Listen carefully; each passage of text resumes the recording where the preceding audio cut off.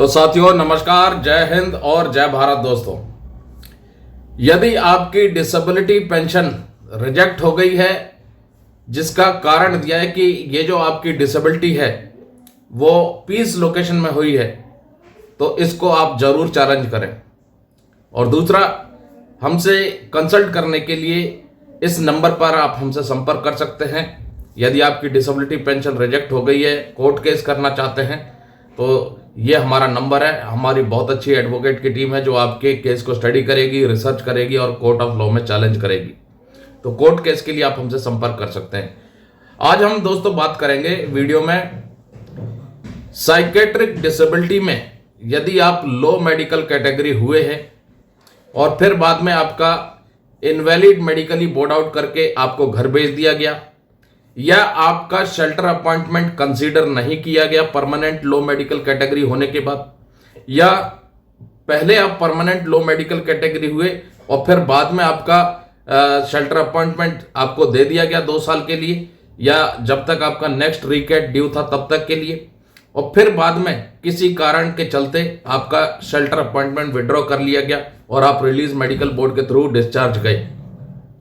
IMB हुए यानी invalid medically board out किए गए, या रिलीज मेडिकल बोर्ड के थ्रू आप डिस्चार्ज गए और आपकी डिसेबिलिटी को neither attributable to nor aggravated by service consider करके आपका डिसेबिलिटी पेंशन का डिसेबिलिटी एलिमेंट या इम्पेयरमेंट रिलीफ या डिसेबिलिटी पेंशन ये रिजेक्ट कर दिए हैं, तो आपको जरूर चैलेंज करना चाहिए। क्योंकि यदि आपका डिसेबिलिटी कंपेंसेशन सिर्फ इस ग्राउंड पर रिजेक्ट किया गया है कि आपकी जो डिसेबिलिटी है वो पीस लोकेशन में हुई है, इसलिए आपका नाना केस कंसीडर करके आपका डिसेबिलिटी पेंशन रिजेक्ट किया है, तो ऐसे मामलों के ऊपर AFT की तरफ से, कोर्ट की तरफ से जजमेंट आ रखे हैं कि क्यों वो डिसेबिलिटी एट्रीब्यूटेबल टू या एग्रावेटेड होनी चाहिए। और एट्रीब्यूटेबिलिटी के ऊपर लॉ सेटल भी कर रखा है सुप्रीम कोर्ट ने, जिसका लाभ कई पूर्व सैनिकों ने उठाया है, क्योंकि विभाग ने उनको डिसेबिलिटी पेंशन नहीं दिया और फिर उन्होंने कोर्ट केस किया और उनको लाभ मिला है। तो दोस्तों, ऐसा ही एक मामला है, आपको मैं दिखाता हूं। जो जजमेंट आया हुआ है, साइकेट्रिक डिसेबिलिटी थी बंदे की और उसका नाना केस कर दिया गया था। तो दोस्तों, आप देख सकते हैं ये वो जजमेंट का जो अंश है, मेन पॉइंट, जिसके ऊपर कोर्ट ने ऑब्जर्व किया और क्या बताया। In view of the settled position of law on attributability, we find that the RMB has denied attributability to the applicant only by endorsing that the disability persistent delusion disorder is neither attributable to nor aggravated यानी नाना है by service on ground that onset of the disability while the applicant was posted in Peace, Agra UP। तो court ने कहा कि जो competent authority है उसने एट्रीब्यूटेबिलिटी consider नहीं की थी सिर्फ इस ग्राउंड पर कि उसकी डिसेबिलिटी का जो ऑनसेट है वो आगरा में हुआ था, यानी पीस लोकेशन में। जो उसकी डिसेबिलिटी थी वो neither attributable to nor aggravated by service consider की गई थी कंपिटेंट अथॉरिटी के द्वारा। डिसेबिलिटी थी परसिस्टेंट डायलूजन डिसऑर्डर। ठीक है, अब आगे कोर्ट क्या कहती है। Therefore applicant is not entitled to disability element of disability pension. भाई उसका ऑनसेट जो है आगरा में बता करके, पीस लोकेशन में बता करके उसका नाना कर दिया था, जिसकी वजह से वो डिसेबिलिटी पेंशन का डिसेबिलिटी एलिमेंट के लिए एंटाइटलमेंट नहीं किया गया। उसके बाद कोर्ट कहती है, however considering the facts and circumstances of the case, we are of the opinion that this reasoning of release medical board for denying disability element of disability pension to the applicant are cryptic, not convincing and doesn't reflect complete truth of matter।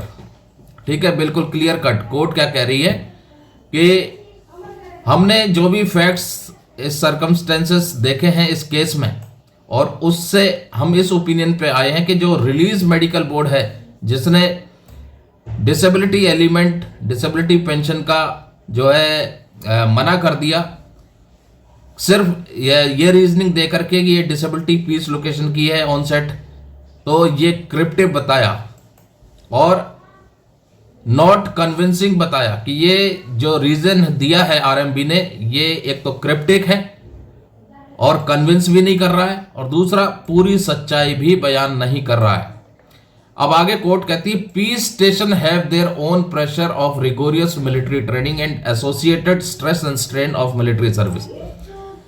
बंदा अगर peace location में भी posted है तो peace location में भी अपना खुद का प्रेशर होता है सख्त मिलिट्री ट्रेनिंग का, जिसमें कि स्ट्रेस और स्ट्रेन मिलिट्री सर्विस का एसोसिएटेड होता है। और उसके बाद अंत में फैसला दिया रेस्पोंडेंट को यानी सरकार को, the respondent are directed to grant disability element to the applicant at the rate 40% for life which would stand round off to 50% for life with effect from 3 years preceding the date of filing of original application। सरकार को निर्देश दिए गए, आदेश दिया judgement के माध्यम से कि भाई एप्लीकेंट को डिसेबिलिटी एलिमेंट दिया जाए 40% के रेट के हिसाब से फॉर लाइफ तक के लिए, जो कि राउंड ऑफ होगी 50% तक। और कब से दिया जाए? जो उसने ओरिजिनल एप्लीकेशन फाइल की थी वहां से 3 साल पहले से दिया जाए, तो जो एरियर बैठेगा उसका 3 साल का एरियर भी मिलेगा और 50% फॉर लाइफ उसका डिसेबिलिटी एलिमेंट पेंशन के साथ आता रहेगा। तो साथियों, आपको दिखाया किस तरीके से रिलीज मेडिकल बोर्ड ने सिर्फ इस बात पर उसका डिनाई कर दिया था कि उसकी जो डिसेबिलिटी का ऑनसेट है वो पीस लोकेशन में है, और फिर कोर्ट ने ऑब्जर्व किया कि पीस लोकेशन भी अपने आप में रिगोरियस मिलिट्री ट्रेनिंग का जो प्रेशर रखता है, सख्त मिलिट्री ट्रेनिंग का प्रेशर पीस लोकेशन में भी होता है, जिसमें स्ट्रेस और स्ट्रेन मिलिट्री सर्विस का एसोसिएटेड होता है। तो ये जो रीजन दिया था रिलीज मेडिकल बोर्ड ने, तो वो रीजन जो है कोर्ट को पसंद नहीं आया, नॉट कन्विंसिंग था और पूरी सच्चाई भी बयान नहीं कर रहा था। और फिर कोर्ट ने अंततः फैसला दिया कि उसको डिसेबिलिटी पेंशन का डिसेबिलिटी एलिमेंट मिलना चाहिए। तो यदि आपका भी डिसेबिलिटी पेंशन या डिसेबिलिटी एलिमेंट या इंपेयरमेंट रिलीफ रिजेक्ट किया है सिर्फ इस ग्राउंड पर कि आपकी जो डिसेबिलिटी थी वो पीस लोकेशन में हुई थी, तो आप हमसे जरूर संपर्क करें। आपके केस को स्टडी करेंगे, समझेंगे, रिसर्च करेंगे, टीम को, अपने एडवोकेट की टीम को साझा करेंगे और कोर्ट ऑफ लॉ में चैलेंज करेंगे। नंबर ये है संपर्क करने के लिए। नमस्कार, जय हिंद, जय भारत दोस्तों।